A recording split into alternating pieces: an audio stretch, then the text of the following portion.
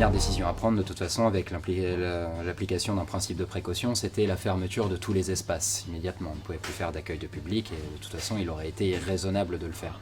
On a pris le lundi 17, il me semble, le lundi 17 mars, pour travailler justement à la réouverture la plus rapide possible pour pouvoir prévenir les urgences dont on savait qu'elles seraient nombreuses. Donc le lundi 17 mars, on s'est réunis avec l'équipe en comité très réduit pour pouvoir justement réfléchir à la manière dont on pouvait rendre les solidarités accessibles. Il a fallu recruter une nouvelle génération de bénévoles.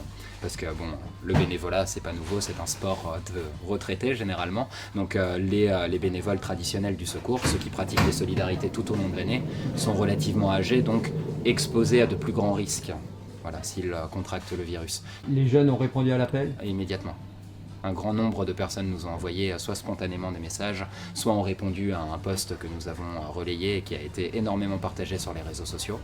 Distribution de colis, oui. Un rôle psychologique, un rôle... Qu'est-ce que vous avez fait exactement ? Alors, on a eu, j'espère, en tout cas, un impact favorable sur différents champs. On a des professionnels de la santé qui sont mobilisés assez vite pour rappeler les gestes barrières ici sur la file d'attente du secours populaire afin de transmettre les bons réflexes très rapidement aux personnes qui nous sollicitaient. La première des actions, évidemment, c'est l'aide alimentaire. Donc, on a remis aujourd'hui plus de 20 000 colis ou 30 000 colis depuis le 17 mars à un peu plus de 10 000 personnes. Ce qui fait qu'on a réussi à garantir à peu près 55 000 repas sur le département de la Sarthe. Ici, on a un point de distribution que l'on a réussi à maintenir. Il y a d'autres endroits sur le département où on n'a pas réussi à maintenir la distribution alimentaire puisqu'on ne pouvait pas garantir les points de sécurité suffisants. Donc si on parle de la distribution, il faut bien parler aussi de collecter cette aide alimentaire. Oui. Qui vous aide ? Comment ça se passe pour collecter toute cette aide alimentaire ? En gros, on a 60-70% du colis. Par exemple, le colis type que vous avez devant vous là, 60 à 70% est composé des produits du FEAD, donc du Fonds européen des aides aux plus démunis. Voilà. Donc en gros un outil de l'Europe sociale qui nous permet en fait d'avoir accès à un certain nombre de produits secs. C'est quoi un outil de l'Europe sociale ? Un outil de l'Europe sociale, c'est-à-dire un outil financier qui est ensuite transformé en denrées alimentaires, voilà, et qui est ensuite attribué par pays. Et ensuite libre au pays d'arbitrer l'enveloppe qui lui est confiée. Donc 60 à 70% du colis est assuré.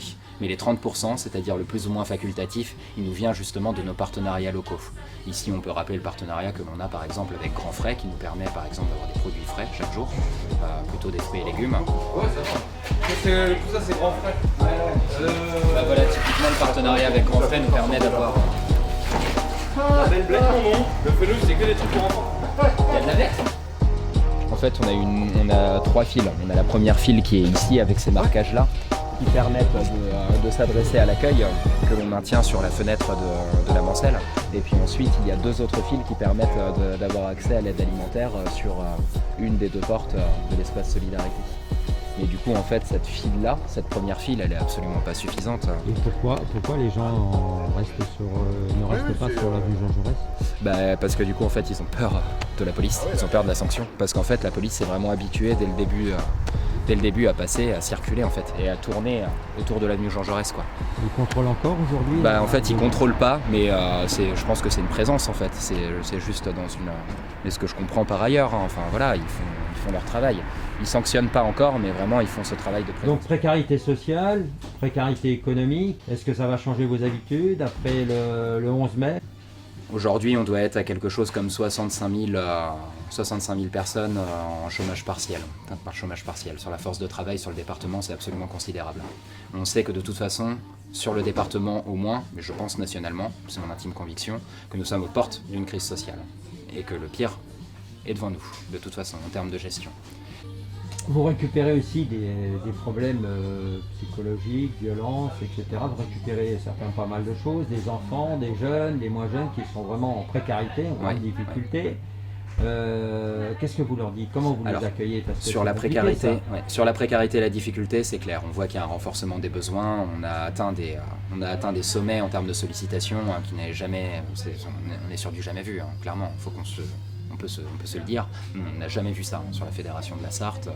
Et d'ailleurs, c'est partagé sur les différentes antennes et comités et fédérations au niveau du national, on n'a jamais vu un nombre de sollicitations pareil. C'est absolument unique. Aujourd'hui, effectivement, on a un certain nombre de personnes qui n'ont plus accès aux missions d'intérim, qui ne peuvent plus intervenir sur les missions ponctuelles qu'elles faisaient chez des particuliers, et on les retrouve ici, ouais. C'est les premières personnes exposées. Les familles monoparentales aussi, et souvent familles monoparentales composées autour de la mère, ça fait partie des typologies aussi qu'on retrouve beaucoup aujourd'hui. Et puis forcément, on a aussi beaucoup de familles nombreuses qui nous sollicitent pour la première fois.